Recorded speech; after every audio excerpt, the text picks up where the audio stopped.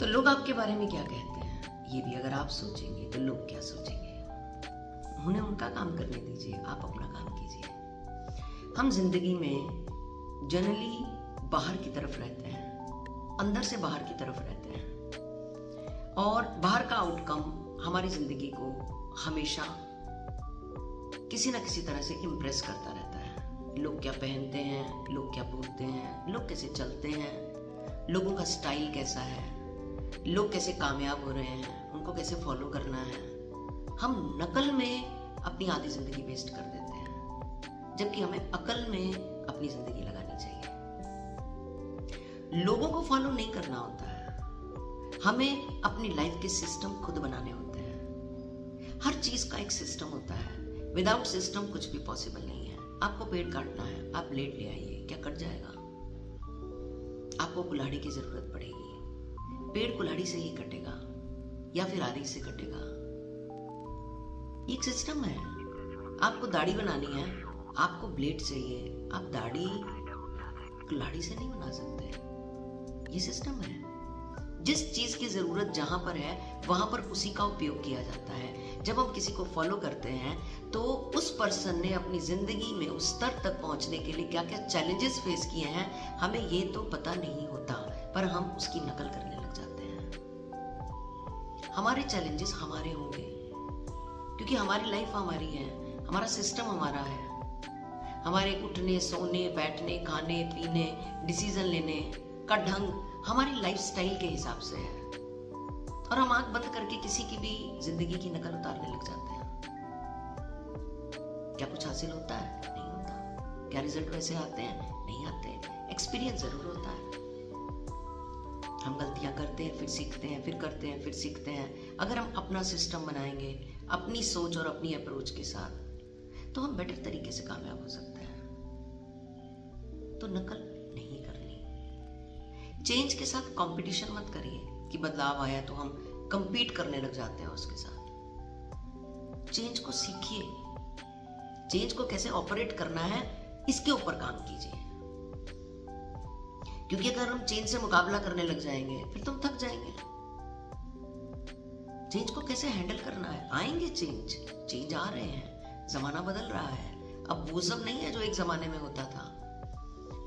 हम अपने पेरेंट्स से पूछते थे उस जमाने में। हम जैसे बहुत सारे लोग जो हमारी एज ग्रुप से आए हैं वो पूछते थे हम दुनिया में कैसे आए, तो मदर का जवाब होता था कि तुम पेड़ पर टंगे हुए थे, हम पार्क में घूमने गए और तुम्हें ले आए। हम किसी के घर गए, साइड में पॉट पड़ा हुआ था, हमने जैसे ही पॉट को देखा उस पॉट में तुम बैठे थे, हम तुम्हें ले आए। तुम बाथरूम की टंकी में हुए थे, हम मार्केट शॉपिंग करने गए और तुम्हें फ्रूट शॉप से ले आए, और हम मान भी लेते थे। कितना प्यारा और भोला बचपन था, कितनी सादगी थी। अमेजिंग टाइम था। क्या आपको लगता है वो टाइम है? आपको लगता है वो टाइम नहीं है? सब बदल चुका है। तो बदलाव के हिसाब से हमें अपने आप को तैयार करना पड़ेगा। बचपन तो आज भी है, बट उसमें से इनोसेंसी निकल चुकी है, बहुत प्रैक्टिकेबिलिटी आ गई है। बहुत सवाल जवाब पूछते हैं बच्चे, और उनको राइट आंसर चाहिए होते हैं। आज हम बच्चों को गोल गोल नहीं घुमाते हैं, क्योंकि जैसे ही हम गोल गोल घुमाते हैं हमारा बच्चा हमें जवाब में करेक्ट चीज खुद ही बता देता है कि आप झूठ बोल रहे हो, ऐसे नहीं ऐसे होता है। तो ये सिस्टम हमें खुद भी सीखना होगा, हमें अपने बच्चों को भी सिखाना होगा। ओरिजिनलिटी हमें उन्हें भी सिखानी होगी, हमें खुद को भी बदलना होगा। अगर हम खुद को नहीं बदलेंगे तो वहीं खड़े रहेंगे। ये बदलाव बहुत जरूरी है, क्योंकि सब कुछ बदल चुका है। अगर आपको कोई नया बिजनेस शुरू करना है तो उसके लिए एक सिस्टम चाहिए, पूरी रिसर्च चाहिए। आप देखो ना, अगर हम एक प्रोसेस को आगे से पीछे कर देते हैं कि पहले कुछ करेंगे बाद में कुछ करेंगे, रिजल्ट जीरो आता है। आप एक सूट सिलना चाहते हैं, आप एक वेजिटेबल बनाना चाहते हैं, आप कहीं बाहर घूमने जाना चाहते हैं, तो आपको स्टेप बाय स्टेप चीजों को सेट करना होगा, उसके बाद ही आप उसको कर पाएंगे। सुबह उठे, कहाँ जाना है, पता नहीं, गाड़ी में बैठो, चलते हैं, चल पड़े, कहाँ जाना है पता नहीं, जीटी रोड पे आकर, मेन रोड पे आकर फैमिली से पूछ रहे हैं भाई कहाँ चले, चल लो पापा दाएं या बाएं, चलो अक्कड़ बक्कड़ मम्मी को कर लो। जाना था शिमला मसूरी, चलती है जयपुर, क्योंकि अक्कड़ बक्कड़ मम्मी में तो यही आया, कोई सिस्टम नहीं, अपनी तो मौज है, हम तो ऐसे ही है। ऐसे जिंदगी नहीं चलती, ना जिंदगी कहीं पहुंचती है, ना कोई मकाम हासिल होता है, और ना लाइफ ऑर्गेनाइज होती है। एक चीज का ध्यान रखना, जब भी इस तरह से कभी कोई भी किसी तरह का प्रोग्राम बनता है लाइफ में, तो कई बार मैंने देखा है कि पेरेंट्स कहते हैं देखी जाएगी, हो जाएगा, कर लेंगे, कोई ना। बच्चा वही सीख रहा है, बच्चा भी ऐसे ही करता है, क्योंकि पेरेंट्स के पास डिसीजन पावर ही नहीं है। जब वो सिस्टम ही नहीं बनाएंगे तो कैसे होगा? आधा काम होगा, आधा नहीं होगा। एक चीज का ध्यान रखना, या दिन होता है या रात होती है, या सब्जी पकती है या कच्ची होती है। आधी कच्ची पक्की सब्जी किसी को पसंद नहीं होती। या हम सोते हैं या हम नहीं सोते हैं, या हम काम को करते हैं या हम काम को नहीं करते हैं। कोई भी आधी अधूरी चीज हमें किसी रिजल्ट तक नहीं पहुंचाती है। रोटी या तो बनती है या नहीं बनती है। अधूरी कच्ची पक्की रोटी किसी को पसंद नहीं होती है। तो एक चीज का ध्यान रखना, लाइफ में जो करना है सिस्टमेटिक तरीके से करना है, टाइम बाउंड होकर करना है, टाइम स्पैन को नोट कर कर करना है। किसी भी टाइम कुछ भी देख लेंगे, किसी रिजल्ट पर नहीं पहुंचेंगे। आपके बच्चे आपको चोरी चोरी देख रहे हैं, आप कितने बजे सुबह उठते हैं, कितने बजे सोते हैं, आप कैसे रिएक्ट करते हैं, आप फोन पे बात कैसे करते हैं, फोन पे बात करते टाइम आपकी लैंग्वेज कैसी होती है, आप जो आपके पास हेल्पिंग हैंड होते हैं उनके साथ आप कैसे बात करते हैं, आप कितने कंपैशनेट होते हैं उनके साथ। ये सब कुछ आपकी जिंदगी में आपके आने वाले समय की डेस्टिनी तैयार करता है।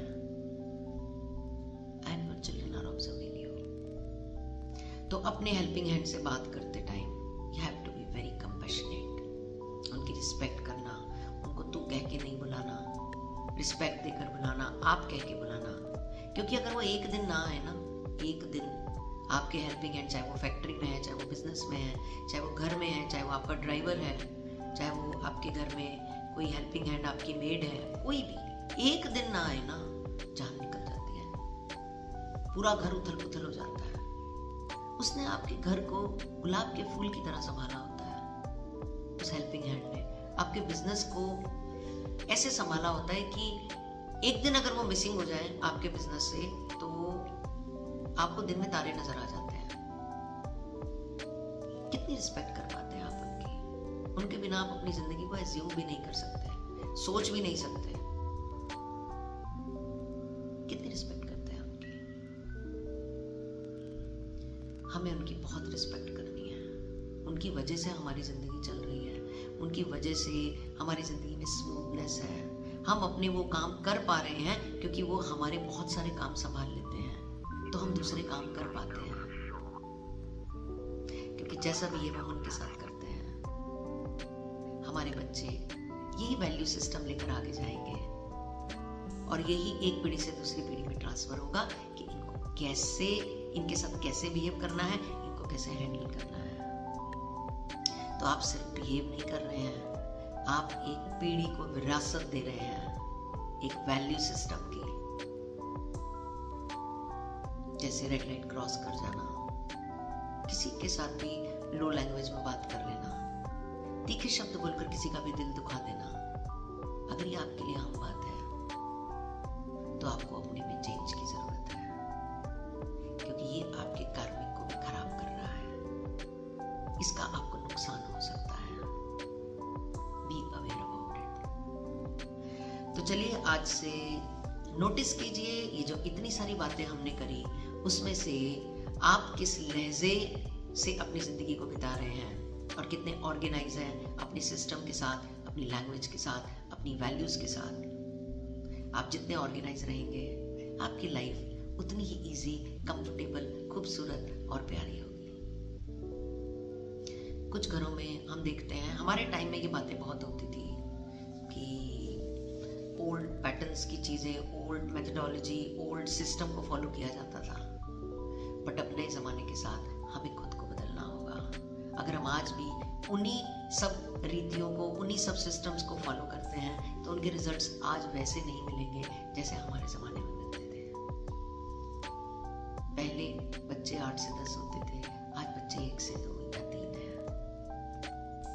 सब कुछ बदल चुका है। तो आप भी चेंज के लिए तैयार रहिए और चेंज से कंपटीशन नहीं करना है, चेंज को एक्सेप्ट करना है और अपनी जिंदगी को बदलना है और इसे बेहतर, बेहतर और बेहतरीन बनाना है। तो चलिए मिलते हैं नेक्स्ट एपिसोड में एक नई सोच और एक नई अप्रोच के साथ।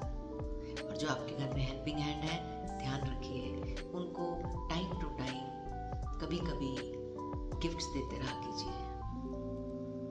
वो कितने दिल से आपके लिए काम करेंगे आप इमेजिन भी नहीं कर सकते। जब भी अपने घर में अपने बच्चों के लिए कुछ नया लेकर आइए तो उनके बच्चों के लिए भी कुछ ना कुछ जरूर खरीदिए, उनको बहुत अच्छा लगेगा।